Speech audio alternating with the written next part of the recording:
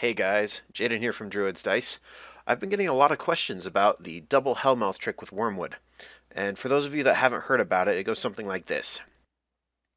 Hellmouth is a spell that when it directly hits its target, pulls all models within 3 inches of it, 3 inches directly towards the target. You do not have to hit your enemy models for this to trigger. It can, in fact, target your own models. And the gist of the idea is that you use your own models, generally speaking something low defense, to pull an enemy model around the table until it's in your threat ranges. This can be anything from an important solo to a warbeast to their warcaster. So I thought I would take this opportunity to get a little bit of a video going and explain how this trick works. I've gone ahead and set up a sample table for us. Obviously not the full 75 point list going on here on either side, but enough stuff that we can get a general idea of what the board position looks like. The important things to note here, Wurmwood is sitting on 10 Fury. This is the result of killing your own models turn 1 to give him those extra Fury. And the Gatorman Bokur has 3 corpse tokens on him. Same thing, you've killed your own models, he gets the corpse tokens. This is going to be really important for positioning here. Also, the opponent's Warlock, this instance being Kruger 2, is behind a cloud, in a trench, camping 3 Fury. Most people would say that this position looks pretty darn safe for him, but as we explore through the next couple of images and videos here, you'll see that it's actually extremely dangerous. Let's dive right in. I've got a couple of things to show you. The first and most important measurement is the distance from the Gatorman Bokur to the opponent's Warcaster. It must be 20 inches or less, and there can't be too much rough terrain in the way. The math for this is pretty simple. The Gatorman Bokur can place a Shambler completely within command, which is 7 inches. They can then run 10 inches, and Hellmouth hits things within 3 inches, for a total of 20 inches. This scenario is pretty good. There's a bit of rough terrain in the middle, but it's not too much that I can't place a Shambler and run it. Also, it's overlapping Kruger by about an inch, so we've got a little bit of wiggle room. Let's see what happens next. Alright, we've placed our Shamblers completely inside of command from the Bokur.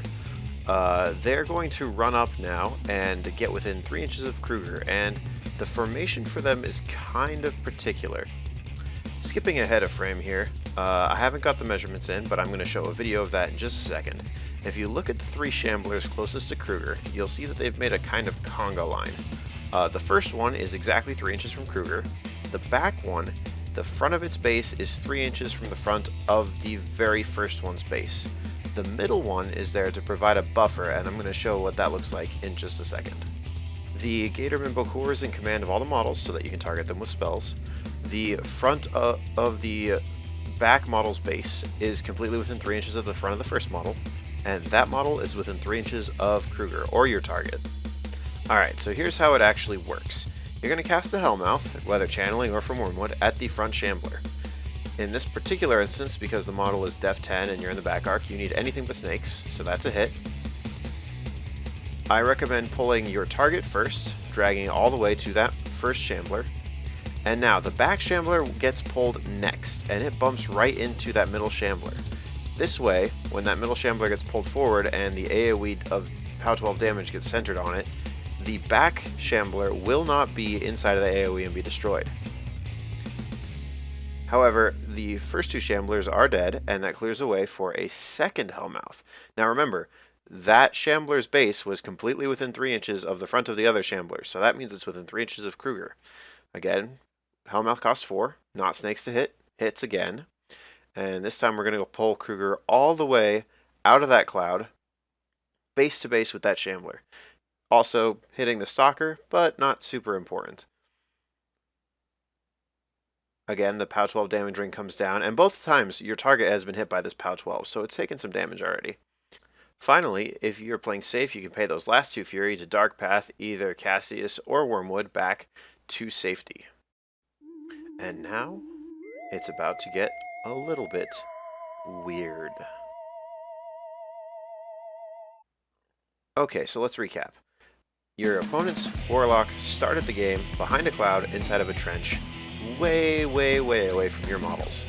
And through a course of not needing Snake Eyes twice in a row, you've pulled it 6 inches forward into the line of fire of all of the Woldweirds, Purebloods, Loki, other ranged models that you could possibly have brought. This is a very difficult strategy to defend against if your opponent has not played against it before, and I highly recommend giving it a try in your next game with Wurmwood, as it is one of the most unique things Circle can do right now. Once again guys, thanks for watching. I've been having a ton of fun producing these videos, and I hope to do many more in the future. I hope this was educational and informative, and that it might have even been worth a subscribe. You can always check out more Circle content at druidsdice.blogspot.com, and keep your eye on this page for more video battle reports and other general game tactica. Thanks, and see you next time.